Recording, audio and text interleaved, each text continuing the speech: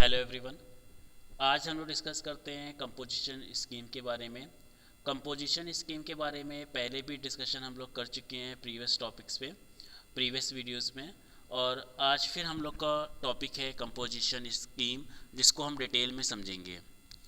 Composition scheme में आपको ITC receive नहीं होता है। आईटीसी बेसिकली मीन्स जो आपने at the time of purchase of goods, at the time of purchase of services, जो भी आपने टैक्सेस का पेमेंट किया था, आईजीएसटी का पेमेंट किया था, सीजीएसटी का पेमेंट किया था, एचजीएसटी का पेमेंट किया था, वो पेमेंट आपका एडजस्ट नहीं होगा, आपको आईटीसी नहीं मिलेगी।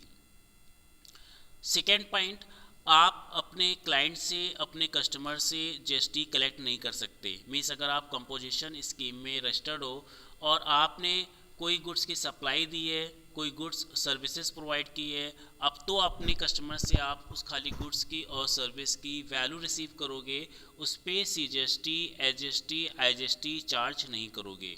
मीन्स जो भी वैल्यू है आपकी गुड्स की, जो सेलिंग प्राइस है, आपको सिर्फ वही रिसीव करना होगा और एचजीएसटी, सीजीएसटी और आईजीएसटी रिसीव नहीं करना होगा। और जो आपका इनवॉइस होगा उसमें भी आपको मेंशन करना होगा कि you are not eligible to collect GST. और आपको ये भी मेंशन करना होगा you are a composition dealer. Means composition में स्कीम में जब हम रजिस्टर्ड हो जाते हैं, कोई डीलर रजिस्टर्ड हो जाता है, तो उसके लिए मैंडेटरी हो जाता है कि अपनी इनवॉइस बुक में वो कंपोजिशन डीलर मेंशन करे और ये भी मेंशन करे कि not eligible to collect GST. Means composition scheme में जो डीलर रजिस्टर्ड होता है उसको कोई राइट नहीं होता है कि वो अपने क्लाइंट से, अपने कस्टमर से जीएसटी का कलेक्शन करे। तो एक तो पॉइंट हो गया कि कंपोजिशन स्कीम में जो रजिस्टर्ड डीलर होगा उसको आईटीसी का बेनिफिट नहीं मिलेगा। सेकेंड, उसको अपने कस्टमर से और अपने क्लाइंट से जीएसटी कलेक्ट करने का राइट नहीं होगा। और इसका बेनिफिट क्या होता है? इसका बेनिफिट ये होता है कि आपका जो रिटर्न होता है वो आपको क्वार्टरली सबमिशन करना होता है। जो आपका टैक्स का पेमेंट होता है वो आपको क्वार्टरली सबमिशन करना होता है। अगर आप कंपोजिशन डीलर नहीं हो और रेगुलर स्कीम में आप रजिस्टर्ड हो तो आपको मंथली टैक्स का पेमेंट करना होता है। आउटवर्ड सप्लाई के लिए एक 3 मंथली क्वार्टरली रिटर्न सबमिट करना होता है, जिसको आप मंथली भी कर सकते हो। बट अगर आप कंपोजिशन स्कीम में रजिस्टर्ड हो तो फिर आपको जो टैक्स का पेमेंट करना होगा वो आपको मंथली ना करके क्वार्टरली करना होगा।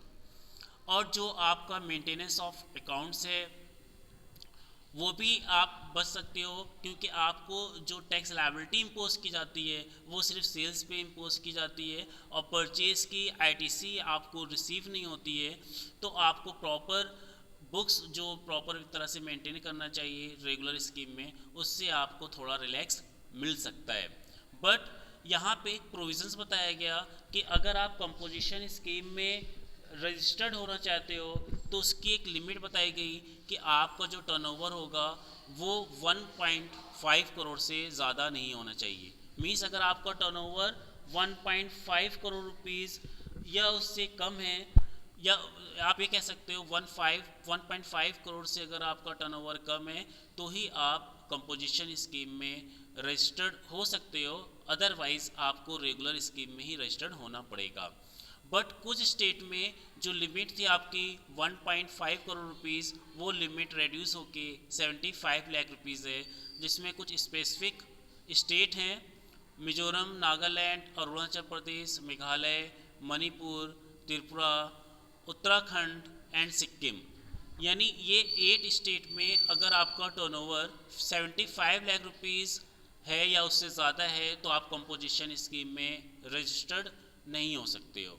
कंपोजिशन स्कीम में रजिस्टर्ड होने के लिए आपका टर्नओवर 75 लाख रुपीज़ से कम होना चाहिए।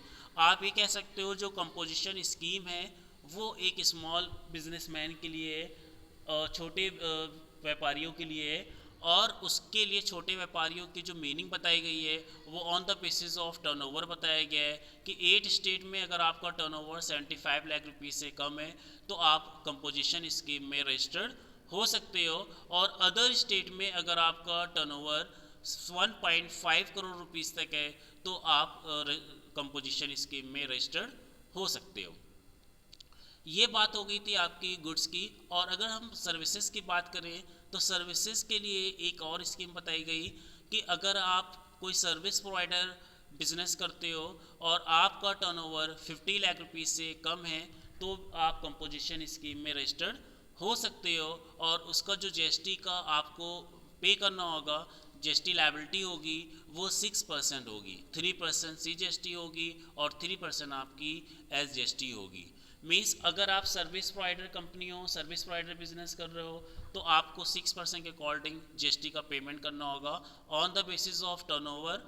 और अगर आप ट्रेडिंग करते हो, गुड्स का बिजनेस करते हो, तो जो आपकी टैक्स लायबिलिटी होगी वो 1% के अकॉर्डिंग होगी। और इसमें आपका टर्नओवर हमने बता दिया कि जो टर्नओवर होगा आपका वो 1.5 करोड़ होता है, बट स्पेसिफिक स्टेट में वो टर्नओवर आपका 75 लाख रुपीज़ होगा। और in the case of service providing business आपका टर्नओवर 50 लाख रुपीज़ से ज़्यादा नहीं होना चाहिए।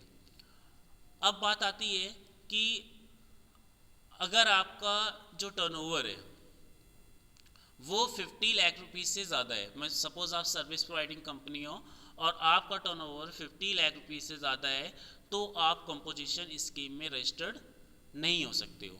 तो ये कंपोजिशन स्कीम में जो आपका एक क्राइटेरिया बताया गया था कौन रजिस्टर्ड हो सकता है और कौन रजिस्टर्ड नहीं हो सकता है, उसकी डिटेल्स डिस्कशन हो चुका है। और नेक्स्ट वीडियो में हम लोग इसी को आगे कंटिन्यू करेंगे। Okay bye, have a nice day.